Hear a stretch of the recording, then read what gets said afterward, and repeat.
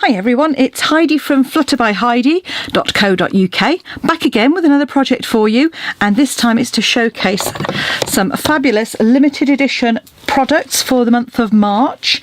And these are a fabulous stamp set called Painted Seasons, which you can get for free using if you spend £45 you can get the stamp set.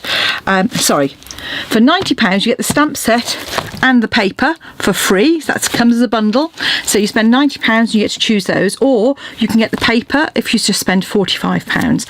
And the paper, it is literally 4 seasons, so you have got a lovely sort of autumnal mushrooms, you've got spring cacti, you've got lovely summer flowers which remind me of cosmos, and then autumn you've got these winter rather, you've got these lovely pine cones as well.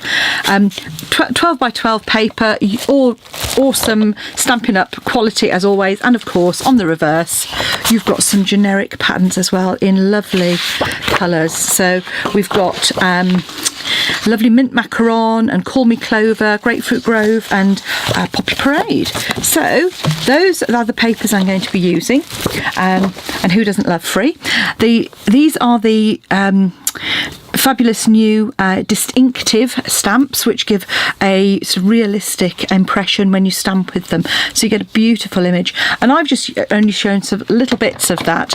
And the other item you can get for free is part of my story, and I've showcased this already, but you know, some lovely sentiments in there that are really useful for you to have in your stash. So let's get on with the project. So here I've used the lovely Poppy Parade and Call Me Clover, so really bright strong colours. So I thought I'd have a go at making it using some more subtle colours. So I'm going to be using Petal Pink and Mint Macaron, and let's see how it turns out. So to make the card base then, very straightforward, tent fold, so I'm using the thick Whisper White, cut down at 4 inches in the middle of a sheet of cardstock, and then trim that, so that's 10.5 centimetres, and then trim that to 11.5 or 29 centimetres. Okay. Then score at 14.5 centimetres, so 5 3/4 inches, and that makes our card blank. Then we want to cut some cardstock and some some designer series paper. So the cardstock, I've gone for the Petal Pink. I think that picks up the loveliest of shades in here. And you want a piece of card that is 13.5 by 6 centimetres. So I just need to trim a touch off the length and off the width. So there's our 6 centimetres by 13.5. And then our paper is going to be 5.5 centimetres by 13. So that just gives a really pretty little border on that there. And just keep your scraps, because we're going to use those for accents and for doing our stamping and punching as well. So take your card base, and we're going to use the large floral image, which is not in front of me. It's great, isn't it? The large floral image, which is actually still in the stamp set. Oh dear, it is one of those. Okay, so grab a block. It's a bit bigger than I would choose to use, but that's fine. But I have got the right ink out because I've got my lovely Petal Pink. So all I'm going to do is stamp my flowers randomly over the back here, like so.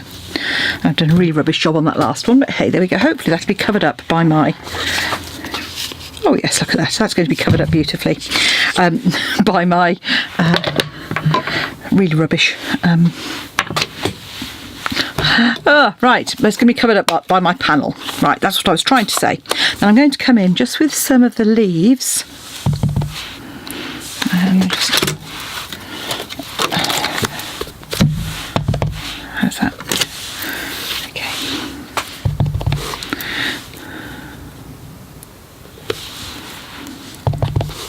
It's quite a juicy ink pad, this one.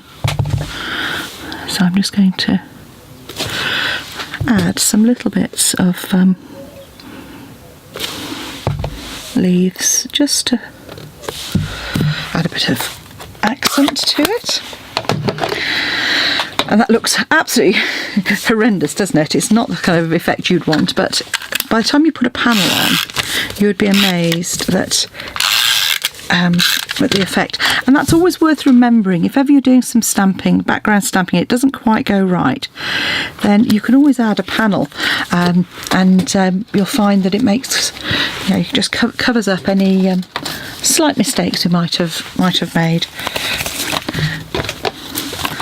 Unlike when you're videoing, when of course I just talk utter garbage, you know. But hey, so this is quite a long, thin panel. So I'm just kind of putting 4 dimensionals in the corners and another 2 on the side, just to give that a little bit of balance. And the dimensional backs just flick off beautifully. Just pop that. So all of a sudden you'll see that what looked like quite a mess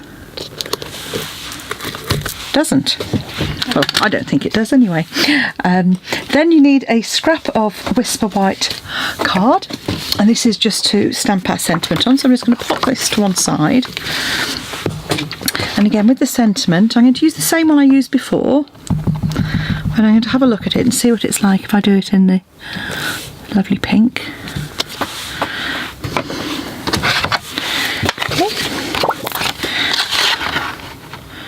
So just centre that, just try and get it so it's centred like so, and then just a small piece of the same colour cardstock, go with that. And then I'm going to go back to doing the layering, which I've done lots of times before. So this is where, obviously because they're the same size, you can offset them slightly if you want to. Or what I'm going to do is cut that down the middle and then layer up. Or rather, I'm not going to cut it down the middle because I can't seem to cut straight for toffee at the moment. I'm just going to pop a bit of, I happen to have fuse handy, but whatever adhesive you prefer, and just pop that to one side, turn it round and pop the other one on. If you get any bits that overhang, then that's fine, you can just quickly take those, pop our dimensional to one side, and then there you have your card. And what I'm going to do now is just reinforce that, which I should have done earlier.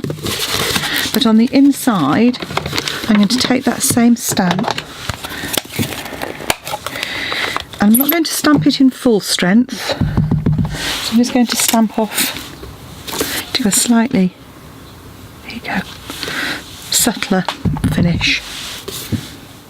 Because my ink pad is quite juicy.